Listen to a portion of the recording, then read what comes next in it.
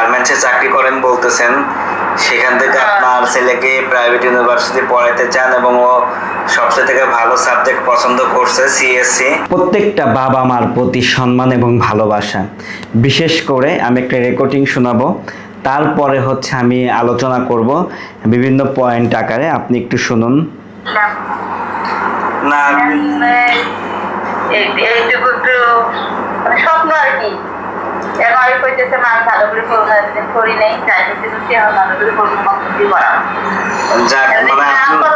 এটা কিন্তু আমার ফোনে রেকর্ডেড করা, ভিডিও করা। আমি তখন হচ্ছে ক্যামেরার সামনে ছিলাম না, তখনই হচ্ছে ফোন দিয়েছিলাম, দেন কথা বলতেছিলাম। আর একটু আপনারা শুনুন। জি জি একটা কথা বলেছে, মা হয়ে ছেলের স্বপ্ন পূরণ করতে পারলাম না, এটার আমি ব্যাখ্যা করব। এটা আসলে আপনার মার প্রতি, আপনার অভিভাবকের প্রতি কৃতজ্ঞ। আপনি একজন গার্মেন্টসে চাকরি করেন বলতেছেন, সেখান থেকে আপনার ছেলেকে প্রাইভেট ইউনিভার্সিটি পড়াইতে চান এবং ও সবচেয়ে থেকে ভালো সাবজেক্ট পছন্দ করছে সিএসসি। আপনি কষ্ট হলেও পড়াইতে চাইতেছেন, এটা আসলে আপনার প্রতি আমি নিজেও কৃতজ্ঞ আর কি, বুঝতে পারছেন? সবার বাবা মা তো এরকম হয় না। তো আলহামদুলিল্লাহ, সমস্যা নাই। আমার জায়গা থেকে আমি যতটুকু ইউনিভার্সিটিতে কথা বলে হোক অথবা করে হোক, খরচের পরিমাণ যতটুকু কমানো যায় আমার পক্ষ থেকে আমি এটা করব আর কি। এটা এখন আমি ইউনিভার্সিটি রেজাল্ট একটু খারাপ, রেজাল্টে তো যে 3.50 থেকে হচ্ছে আপনার স্কলারশিপ বা 3 যাই হোক, তার সাথে আমার 8-10 মিনিট কথা হয়েছে। আজকে একজন ভালো মায়ের গল্প শোনাবো। তিনি গাজীপুরে চাকরি করেন একটি গার্মেন্টসে। কর্ম যেটাই হোক, ছোট হোক বড় হোক, আপনারা এই দিকে কখনোই নেগেটিভভাবে নেবেন না। বাট মায়ের যে স্বপ্ন, তার ছেলে এইবার এইচএসসি পাস করেছেন। সারা বাংলাদেশে রেজাল্ট খারাপ, তুলনামূলক রেজাল্টটাও এইচএসসিতে খারাপ, বাট মোটামুটি এসএসসিতে কিন্তু ভালো। তো যাই হোক, সে ছেলেকে হচ্ছে সিএসসিতে পড়াবে, ইঞ্জিনিয়ার বানাবে। এখন তাদের আয় কিন্তু খুবই কম, 15 থেকে 20,000 টাকা। শুধু এই আন্টির সাথে আমি কথা বলেছি, আন্টি শুধু ইনকামটা করে। তো যাই হোক, ছেলেকে নিয়ে স্বপ্ন দেখছে প্রাইভেট ইউনিভার্সিটিতে পড়াবে অথবা ইঞ্জিনিয়ারিং ইউনিভার্সিটিতে পড়াবে এবং তাকে মানুষের মতো মানুষ করবে।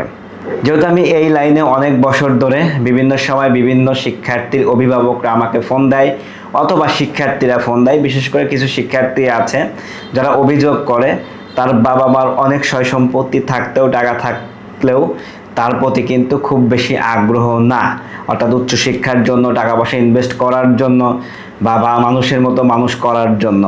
তো এটা কিন্তু আমি ধরবো, হ্যাঁ, বাবা মা পৃথিবীতে সবাই ভালো, বাট একদিকে কিন্তু খারাপ বাবা মার সেক্টরই কিন্তু তারা পড়ে।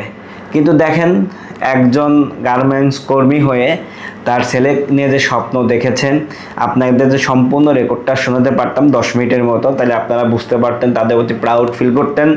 তো আমি তার সাথে কথা বলেছি, আলহামদুলিল্লাহ, বিভিন্ন ইউনিভার্সিটিও আমি কথা বলেছি। তার সাথে কথা বলার পরে আমি আলহামদুলিল্লাহ কিছু ইউনিভার্সিটিতে কথা বলেছি, কিছু ভালো স্কলারশিপ দিতে চাই। তো আপনাদের অনুরোধ করব, কেউ যদি শিক্ষার্থীকে আপনারা সাপোর্ট করতে চান অথবা ইউনিভার্সিটি অথরিটি অথবা অন্য কেউ যাদের টাকা পয়সা আছে অ্যাডমিশনের ক্ষেত্রে হেল্প করাতে চান, মায়ের স্বপ্নের সাথে আপনারা হচ্ছে পূরণ করাতে চান, এবং আমার যে হচ্ছে তার সাথে যে আমার কথা হয়েছে, আমি তাকে অনুরোধ করেছি আমার জায়গা থেকে আমি সর্বোচ্চ হেল্প করব। তো আপনারা যারা ভিডিওটা দেখবেন, আপনারা হেল্প করতে চাইলে হেল্প করতে পারেন।